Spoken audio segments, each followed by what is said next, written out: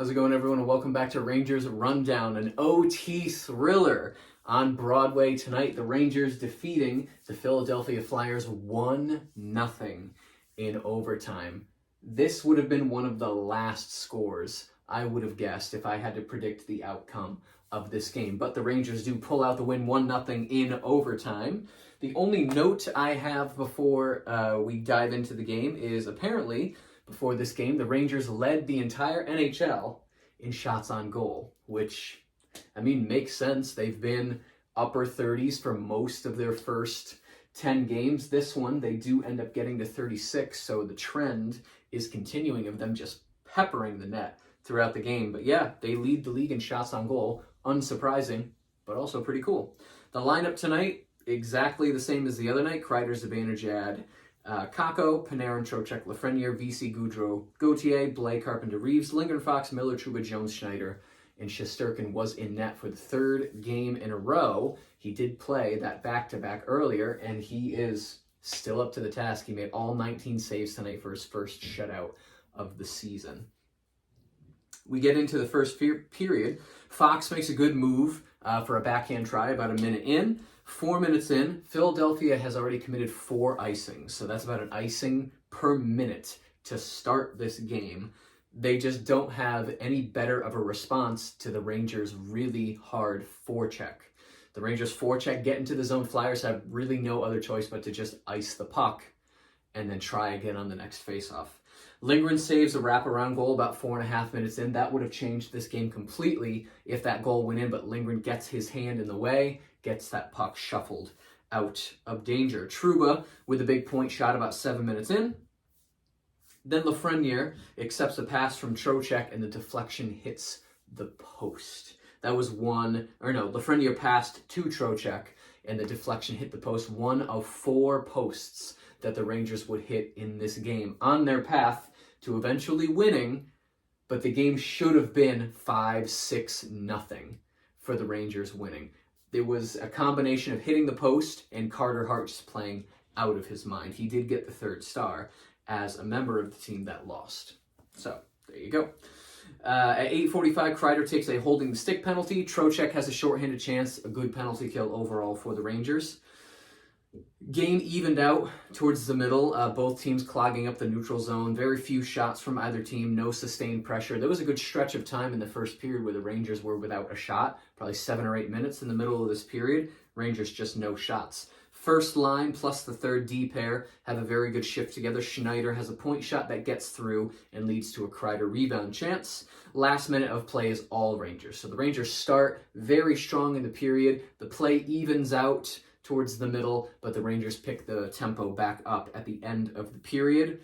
Shots 8-7 in favor of the Rangers. We get to the second period, and this was the most dominant period of hockey I think we've seen from the Rangers so far this season. It was ridiculous. Miller gets a great chance from the high slot 30 seconds in. Kakko with a good move shortly after that, and that first line pressure leads to pressure for the second line. Philadelphia doesn't even touch the offensive zone until over 2 minutes into this period. Philadelphia's first shot on goal isn't until 5 minutes into the period. Rangers just owning everything. The D pairs are shuffled a little bit towards the middle of the period for the Rangers. 6:47, Allison takes a tripping penalty drawn by Kakko, who made a very strong move to the net. Power play 1 is in the zone for 90 seconds, but Hart is just stopping everything. Say what you will about how the Flyers team is constructed.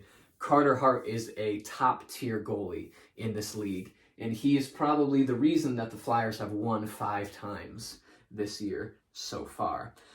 Rangers, so dominant after that power play. They trap some of the Philadelphia players in the zone for almost 2 straight minutes. There was a shift for some of the Flyers that was over 2 minutes long towards the middle part of this second period. And the Rangers keep pushing after that, just not slowing down, doing literally everything but scoring. Lindgren had an open net. He accepted the pass in the crease, but the pass was so hard that it went through his stick instead of deflecting into the net. Zibanejad hits a post towards the middle of this period as well. 14:03, Panarin takes a roughing penalty.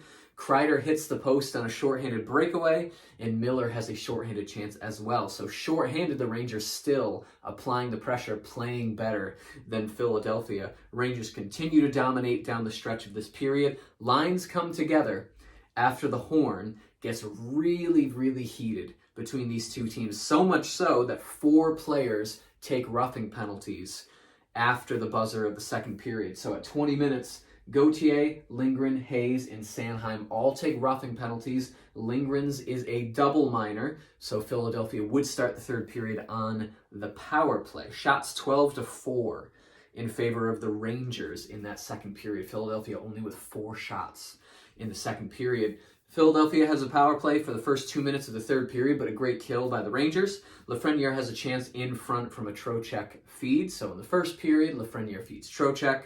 In the third period, Trocheck feeds Lafreniere. 3:04, Braun takes a tripping penalty. Fox with 2 excellent keep-ins at the blue line. Philadelphia had 3 chances to clear during that power play, and all 3 of them did not clear. Fox was just playing out of his mind at the blue line. Wouldn't score, but the momentum stayed with them. Lafreniere hits the post right after the power play's over. He got in behind Hart. All he had to do was push it into the net, and he hits the post. If he was 1 inch to the right, that would have been a goal. Then Shesterkin makes a huge save right after that. He only had to make 19 saves in this game, but some of them were key saves. I had a small pit in my stomach the entire third period, because this would be the game where the Rangers dominate the entire time and then lose 1-0 in regulation on a fluky goal or a breakaway, something like that. The knot is gone, but it was there. Rangers continuing to control the majority play about halfway through the period. 8 minutes left, Zibanejad is set up in the circle for a try. 5 minutes left, the Rangers get a 3-on-2. And then at 15:25, D'Angelo takes a delay of game penalty. And during that power play, the refs missed another delay of game penalty committed by a Philadelphia Flyer who was trying to clear the puck. I don't know why the refs didn't come together and review that and say, yes, that was a penalty, because the Rangers would have had a 5-on-3 for like 20 seconds. Maybe they win in regulation. It doesn't even go to overtime. But a missed call by the refs. The Rangers win the game, so we're not going to worry about it. That's old news. Not a great power play that last time, but doesn't matter. Like I said, huge save by Shesterkin on Hayes right after the power play.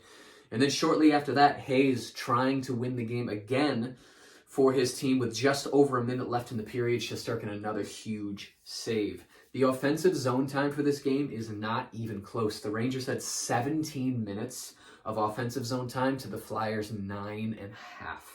It was just blew the doors off of the Flyers tonight. Shots 8-7 in favor of Philadelphia at the end of the third period. So we go to overtime. Both teams had their chances in overtime. Philadelphia less so. Not too many grade A scoring chances. The Rangers with a few very good scoring chances. Kreider ends up with a breakaway game-winning goal at 4:07 of overtime. And all of the stress just melted off of my body when I saw that puck go in the net. The stats at the end of the game, shots 36-19 in favor of the New York Rangers. So Rangers almost doubling the shot output of the Philadelphia Flyers. Faceoffs only 40%. So back to the face-off Rangers of last year. But again, face-offs, a stat that doesn't matter too much. Power play 0 for 3, but they had their chances. The power play was cooking. Don't let this make you think the power play is in a slump. They are absolutely not. They were just playing against Carter Hart, who is a very good goalie. Hits 27-14 in favor of the Rangers. A few really hard hits being thrown tonight by Reeves and Blais. Trouba as well had a couple nice hits. Blocks 14-15 in favor of the Flyers. Flyers blocking 15 of the Rangers' shots. I don't know what the shot attempts were for the Rangers tonight, but I'm sure it was a lot. The trivia question of the evening: who was the first person to serve as head coach for both the Rangers and the Flyers? The first person to do it. Because obviously Tortorella is the coach of the Flyers, so now he's been the coach of the Rangers and the Flyers. Alain Vigneault did it before him a couple years ago. But who was the first one to do it? We have to go all the way back to 1971. It was Fred Shero, who coached the Flyers from 71 to 78, and then the Rangers from 78 to 80. Glory graph. Where do we put the Rangers? Top half, because they won the effort tonight. I honestly don't know if I have a bad thing to say about the Rangers' effort tonight. They dominated almost the entire game. This was as close to a perfect game as you could get. The Rangers hit the post 4 times, faced a really tough goaltender, and eventually won. Didn't really allow the Flyers to do much of anything. So, honestly, I have to put the Rangers here. Is that going to stay? They win in the effort. I think this was their best all-around game of the season. I have to put them all the way over to the right. There's just no other spot for them. Rangers are now in first place in the Metro. Couple Metropolitan teams playing tonight. So we'll see where the Rangers stand in the morning. I think the Penguins are currently winning the game that they are in right now. Not that it would matter for the Rangers in terms of standings. I think the Islanders are also currently winning. Capitals lost tonight.